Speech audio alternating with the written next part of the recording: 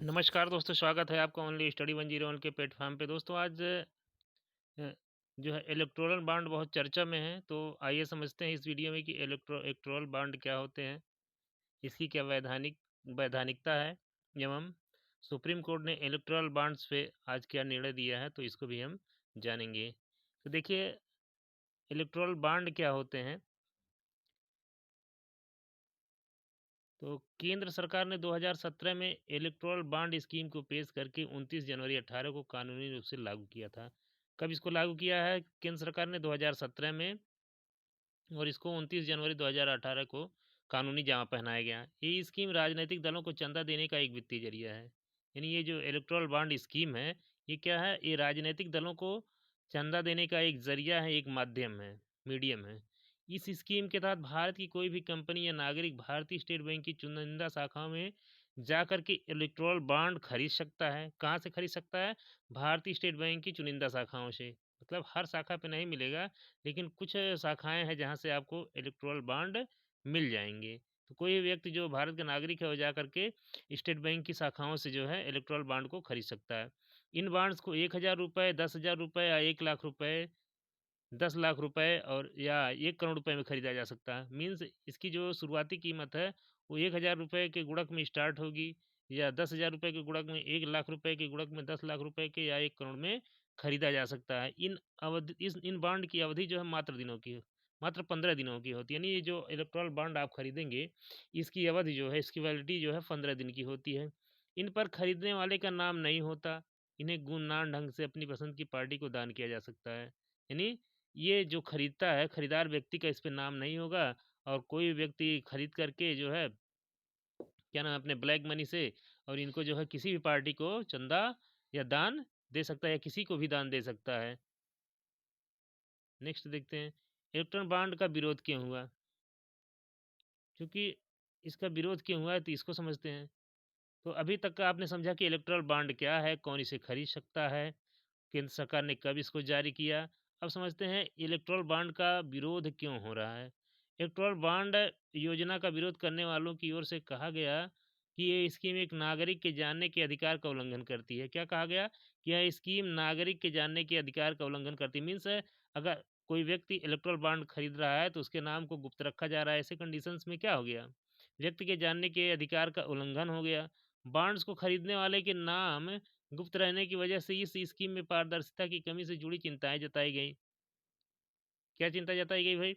Bond को खरीदने वाले के नाम गुप्त रहेगा, इस वजह से इसमें इसकी पारदर्शिता में के संबंध में जो है बड़ी जटिलताएं हैं, और जिसको लेकर के चिंताएं जताई गई। इस स्कीम से पहले राजनीतिक दलों को 20,000 रुपये से ज़्यादा दान देने वालों की पहचान बतानी होती थी।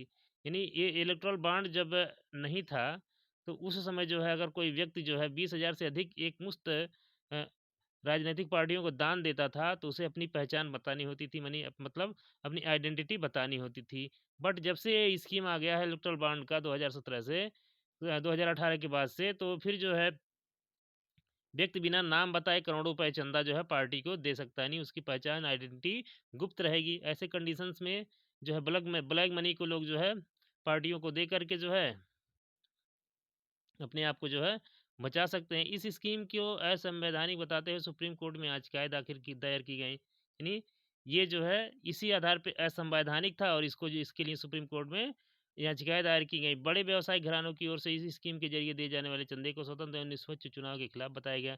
क्योंकि जैसा कि आप लोगों को भारत की स्थिति पता ही है, और भारत के चुनाव में जो है बड़े पैमाने पे ब्लैक मनी को खपाया जाता है, और उससे जो है वोटरों को प्रभावित भी किया जाता है। अभी जो है चुनाव होने वाला, इसमें आप जो है नंगा नाच देखिएगा कि कैसे जो है पार्टियों के द्वारा और कैंडिडेट के द्वारा ब्लैक मनी को खपा करके जो है वोटरों को अपनी ओर लुभाया जा रहा है। तो ये सारी चिंताएं थी। अब जो है सुप्रीम कोर्ट ने क्या कहा, आइए इसको समझते हैं। सुप्रीम कोर्ट ने फैसला क्या दिया है। सुप्रीम कोर्ट ने इलेक्टोरल बॉन्ड को असंवैधानिक बताते हुए स्कीम रद्द की। क्या किया? सुप्रीम कोर्ट ने इलेक्टोरल बॉन्ड को असंवैधानिक बताते हुए स्कीम रद्द की। सुप्रीम कोर्ट ने इलेक्टोरल बॉन्ड को गुप्त रखना सूचना के अधिकार और अनुच्छेद 19(1)(a) का उल्लंघन करार दिया। क्या करार दिया? इलेक्ट्रॉन बॉन्ड को गुप्त रखना सूचना के अधिकार का उल्लंघन तो है ही है, और व्यक्ति का जो अधिकार स्वतंत्रता का अधिकार है 19(1)(a), उसका भी उल्लंघन करार दिया है। काले धन पर काबू पाने का एकमात्र तरीका इलेक्ट्रल बॉन्ड नहीं हो सकता, इसके और भी कई विकल्प हैं।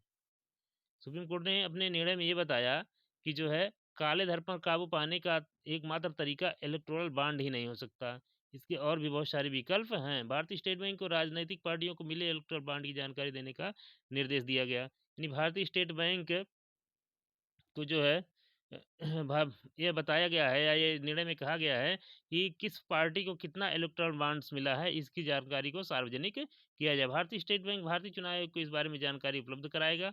भारतीय चुनाव आयोग को 31 मार्च तक इस जानकारी को अपनी वेबसाइट पर प्रकाशित करना होगा कि इलेक्टोरल बॉन्ड के माध्यम से किस व्यक्ति ने किस पार्टी को कितना चंदा दिया है। तो ये बहुत बड़ा कदम बताया जा रहा है सुप्रीम कोर्ट का, और वास्तव में ये बहुत बड़ा फैसला कहा जाएगा लोकतंत्र की रक्षा में, और जो आर्टिकल 19(1)(a) है, इसकी रक्षा में ये जो है बहुत बड़ा कदम हो सकता है, मील का पत्थर साबित हो सकता है। तो लेटेस्ट में रिसेंट में ये अपडेट था कि सुप्रीम कोर्ट ने क्या कहा है, क्या नाम है, इलेक्टोरल बॉन्ड की संवैधानिकता को लेकर के। अगर दोस्तों ये जानकारी बेनिफिशियल लगे तो चैनल को सब्सक्राइब करें। धन्यवाद।